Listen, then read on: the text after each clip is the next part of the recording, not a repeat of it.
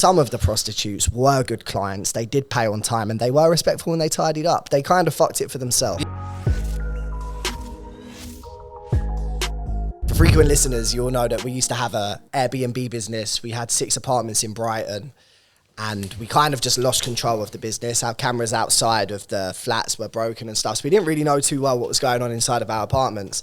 Now, little to our knowledge, we didn't realise that we were being targeted by a ring of prostitutes for months in our apartments that were just basically using our apartments as knock-in shops. They were good tenants, to be fair. Yeah, they were good bookers. They were long-term bookings. So like some of them for like a week. Yeah, I think the only reason they got caught money. the first time is because one of them left a wig there with a passport or something. But where we found out that we were being targeted by prostitutes is, I think there must have been some prostitutes staying at one of the apartments, but we didn't realise at the time. They were meant to check out on a Tuesday. The apartment was vacant for 2 days. We had guests checking in on Thursday. Some cute old lady, I think she was called like or some shit, right? She was running Brighton Marathon the next day.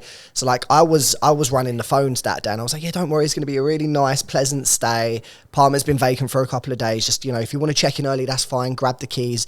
So she goes to pick up the keys. She's like, she's got the keys. She goes to the apartment. No, she didn't have the keys. Oh, no, she didn't have the keys. The keys weren't there, so we had to look for where the keys were. We had to try and find the keys. Then I had to get the cleaner to give poor little fucking the keys.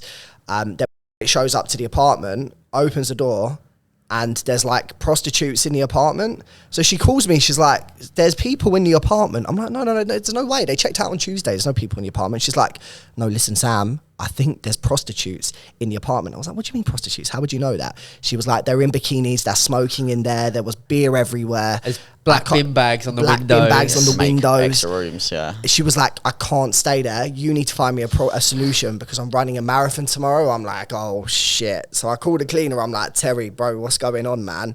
He was like, look, I don't know. I'll try and get someone to go around there. So I think we were trying to... The smartest thing that they done, was they actually moved out of the apartment when they knew when they were supposed to. Oh, really? The cleaner came in, cleaned the whole apartment for them, and just went back in. They just kept the keys and then let themselves back in the apartment. So what we had to do, I had to find this woman another apartment, and because it was Brighton Marathon weekend, it cost us bare money. It was like 750 quid for 2 nights. I think, did Airbnb cover us for that in the end? Yeah, they might have done in the end.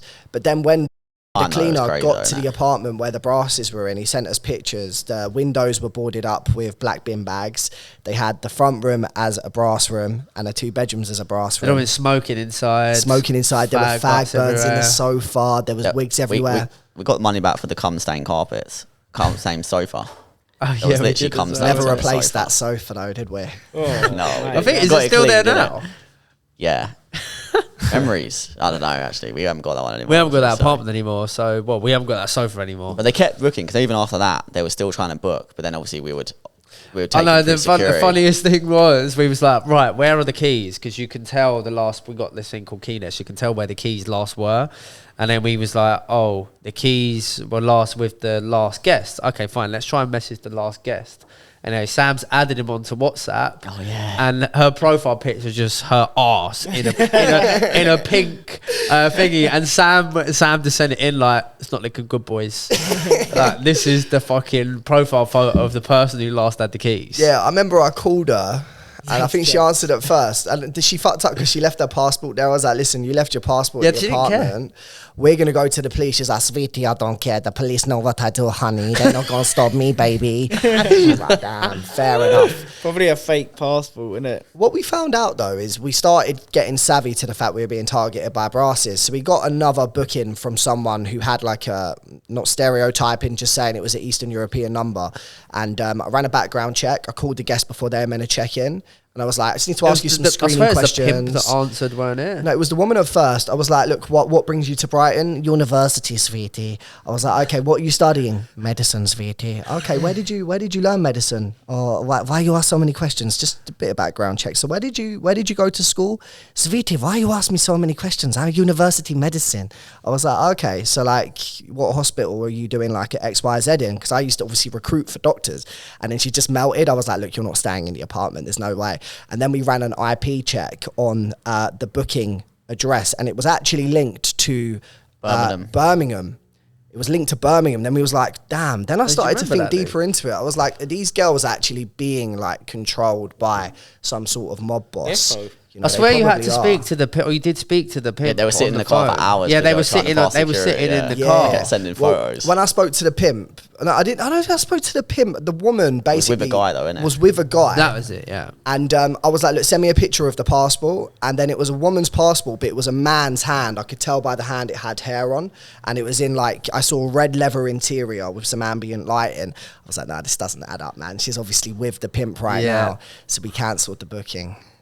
However, mad, I've isn't got it? to say, some of the prostitutes were good clients. They did pay on time and they were respectful and they tidied up. They kind of fucked it for themselves. Yeah, because it was know? their business in our business. Like they needed to have like a clean apartment and Yeah, like make sure that it was fine. I mean, they left like rubbish bags and shit. and places. Summers bags everywhere. And Summers mate. bags everywhere, fucking empty wine bottles and stuff like that. If they didn't take But- the piss that time though, they would have been calm. Yeah, do you know what it was? It was the smoking. Yeah, It was but we the wouldn't even smoking. know it yet, And they fam. took the piss Yeah. because they overstayed their fucking On welcome. WHW, one time I went into an apartment to change a light bulb or something. I can't remember why I had Bruv, to go you into did the not go apartment. to change the light bulb. No, do you remember we tried to change the light bulb? Not to digress None of too much us in the would have story. gone to change I the walk light into bulb. the apartment. There's just this Donny, like maybe middle-aged guy, just sitting on the sofa smoking a fag. I just walked in. I was like, what are you doing? He's like, what do you mean? I was like, you can't smoke in the apartment. He was like, oh, sorry, let me just finish this cigarette. I was like, no, you can't finish the fucking cigarette. Like, you can't. I remember that happening. You can't to smoke in the apartment, bro. What are you doing? And I was just like, damn, we've lost full control of this business. Like, we have no idea what's going. Because I only went there by chance to try and fix something. Mate, that will happen all the time. Like, imagine all the Airbnbs, people renting out their things. That's happening. So many people, they won't have a clue in it.